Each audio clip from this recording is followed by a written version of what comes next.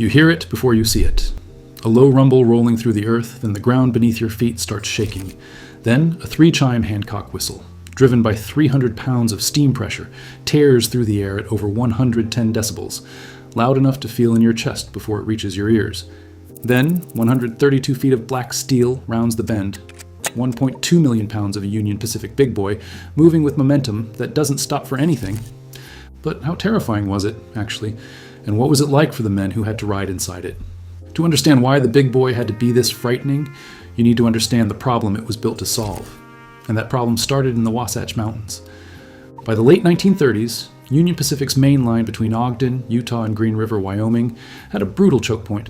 The grade climbed at 1.14%, and every heavy freight train needed 2 or even 3 locomotives just to make the climb.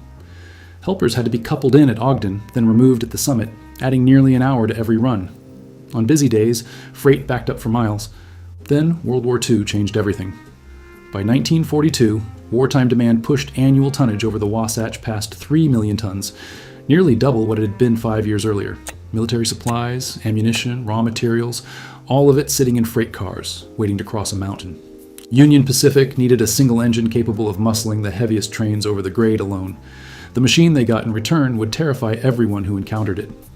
Otto Jabelman and his team at the American Locomotive Company in Schenectady, New York, took on the challenge. The specifications called for one locomotive capable of hauling over 3,600 tons up the Wasatch unassisted at speed. The solution was the 4-8-8-4 wheel arrangement, 4 leading wheels for stability, 2 sets of 8 massive driving wheels for traction, and 4 trailing wheels to support the largest firebox ever mounted on a steam engine. The articulated frame let the big boy flex around tight mountain curves that would have stopped a rigid locomotive dead. But the real terror lived inside the boiler. Engineers designed it to operate at 300 pounds per square inch. At that pressure, water doesn't boil at 212 degrees. It boils closer to 420. The boiler held thousands of gallons of water, superheated far beyond anything a human body could survive, contained only by thick steel plates, thousands of stay-bolts, and precision welding. Here's where it gets genuinely scary. A locomotive boiler at that pressure and temperature carries the energy equivalent of roughly 2,600 pounds of TNT. If the crown sheet, the steel ceiling above the firebox, became uncovered by water for even a few seconds, the metal would overheat and the stay bolts would rip free. In a fraction of a second, every gallon of superheated water would flash to steam, expanding 1,600 times its original volume. The boiler wouldn't just crack, it would detonate, launching the entire steel assembly off the frame, sometimes hundreds of feet. The big boy carried this between its wheels on every single run. The story goes that a worker at the Alco factory, staring up at the first completed locomotive, chalked the words "Big Boy" across the smoke box. The name stuck to all 25 engines built between 1941 and 1944. Each one stretched more than 132 feet and weighed over 1.2 million pounds, with the tender coupled behind, costing Union Pacific between $265,000 and $319,000 per unit. That's roughly $5 million today, for a machine designed to do one thing: conquer the Wasatch grade and terrify everything in its path while doing it. Union Pacific's own dynamometer car tests captured the raw force in black and white numbers. A sustained 6,290 horsepower at the drawbar, tractive effort of 135,000 pounds. Enough to move 4,450 tons of freight up a 1.14% mountain grade, unassisted, at over 40 miles per hour. The massive tender carried 25,000 gallons of water and 56,000 pounds of coal, and even that could vanish in less than 3 hours of hard mountain running. But the men who operated these engines had a different name for the experience. They called it riding a volcano, and everywhere the big boy went, it announced itself with overwhelming force. The sound came first. That Hancock 3-chime whistle, fed by 300 pounds of steam, could be heard for miles across the open Wyoming landscape. Federal regulations require train whistles to produce at least 96 decibels. The big boys hit well above 110, comparable to standing next to a running chainsaw, but the whistle was just the opening act. Each piston stroke released a concussive bark of spent steam through the smokestack, a rapid-fire percussion that quickened as the locomotive accelerated along the main line. Then the ground joined in. People who have stood trackside when Big Boy 4014 passes on its modern excursion runs describe a vibration you feel before you hear. The earth shakes. It rises through the soles of your shoes, into your legs, into your ribcage. Ed Dickens, the man who restored 4014 in the Cheyenne steam shops, put it simply: when that whistle blows, you feel it reverberating in your chest. Now imagine that experience in 1943 Wyoming. A rancher working his fence line near the Union Pacific tracks would feel the rails start humming, look up, and see a wall of black steel and white steam bearing down at 50 miles per hour, the ground shaking hard enough to rattle dishes off kitchen shelves in farmhouses a quarter-mile away. The noise scattering cattle across open range. That was standing near one, and then it would pass. A blast of heat, wind, soot, and sound, followed by car after car after car of freight trailing behind, the steel rails singing and popping for minutes after the last car cleared. Being inside was worse. The cab routinely hit 120 degrees Fahrenheit, even on cool days. The firebox devoured 11 tons of coal per hour at full throttle, radiating heat that baked the right side of the cab like an open furnace door. Crews worked stripped to their undershirts, sweat stinging their eyes, one hand on the throttle and the other near the emergency brake. The noise inside the steel cab was so relentless that conversation was impossible. Engineer and fireman communicated through hand signals and pure intuition, but the heat and noise weren't what killed you. The real terror was the water glass. That small gauge on the back wall of the cab showed how much water sat above the crown sheet. The fireman's most critical job, above feeding coal, above everything else, was watching that glass. If the water level dropped too low, even for seconds, the crown sheet would overheat, the stay bolts would fail, and every gallon of superheated water would flash to steam with the force of a small bomb. Railroad men had a saying: the water glass was the most important window on a train.